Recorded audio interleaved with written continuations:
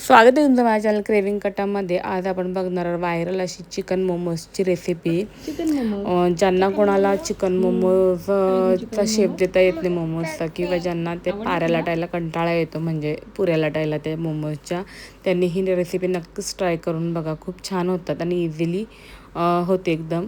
त्याच्यासाठी आपण boneless chicken घेतलेला आहे, त्याच्यामध्ये खूप सारा असं लसूण घातलेला आहे, त्याच्यामुळे फ्लेवर छान येतो। अद्रक घातलेला आहे, त्याच्यानंतर त्याच्यामध्ये मीठ, चिली फ्लेक्स, ऑरेगॅनो आणि काळा मिरी पावडर असं सगळं घालून परत त्याच्यामध्ये थोडंसं ऑलिव्ह ऑइल घातलेलं आहे, नसेल तर नका घालू।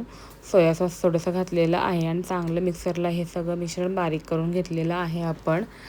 आता याच्यामध्ये मी खूप साऱ्या व्हेजिटेबल घालणार आहे। व्हेजिटेबल ह्या ऑप्शनल आहेत, तुम्हाला जर घालायचे असेल तर तुम्ही घालू शकता, नाही घातलं तरी चालेल। मला शक्यतो घालायला आवडतात, कारण ते त्याच्यामुळे मुलं खातात। म्हणजे असं काही वेगळा पदार्थ बनवला का मुलं बघत नाही याच्यामध्ये व्हेजिटेबल आहेत की नाही आहेत, ते आवडीने खातात। आणि मुलांनी खाल्ले म्हणजे मला खूप आवडतं व्हेजिटेबल वगैरे, पण ते चांगले आपल्या सर्वांसाठीच, म्हणून मी शक्यतो खूप जास्त व्हेजिटेबल घालते।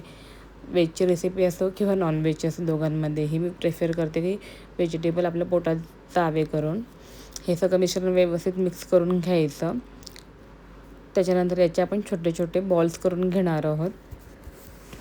असे व्यवस्थित छोटे छोटे बॉल्स करून घ्यायचे आणि हे आता बॉल्स आपल्याला मैद्यामध्ये हे करून घ्यायचे, कोट करून घ्यायचे। तर बघा असे रेडी झालेले आहेत आपले बॉल्स।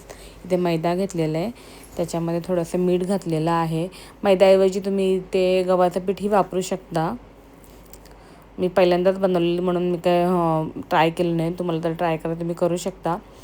चांगले याच्यामध्ये कोट करून घ्यायचे मैद्यामध्ये हे। नंतर अशा जाळीमध्ये घेतली का आपले हात जास्त माखत नाही, कारण की आपण जेव्हा पाण्यात घालतो ना, त्या पाण्यात आपले हात भिजतात आणि परत ते काढताना पिठामध्ये घालताना परत आपले हात ओले होतात। म्हणून शक्यतो अशी जाळी वगैरे घ्या, जेणेकरून तुमचे हात जास्त मेसी होणार नाही। परत ते आपल्याला थंड पाणी, हे पाणी घेतलेलं ते थंड पाणी होतं, त्याच्यामध्ये डीप करून घ्यायचे। परत पुन्हा ते आपल्याला मैद्यामध्ये कोट करायचे। ही प्रोसेस आपल्याला जवळजवळ 3 ते 4 वेळा करायची। जोपर्यंत ते चिकन बॉल्सला मैदा पूर्ण कोट होत नाही तोपर्यंत आपल्याला ही प्रोसेस करत राहायची।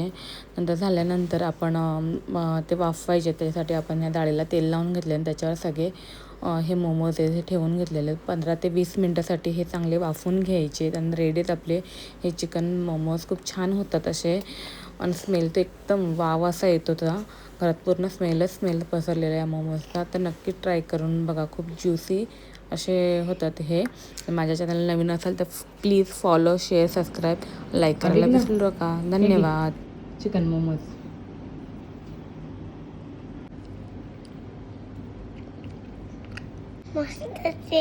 आवडले तुला?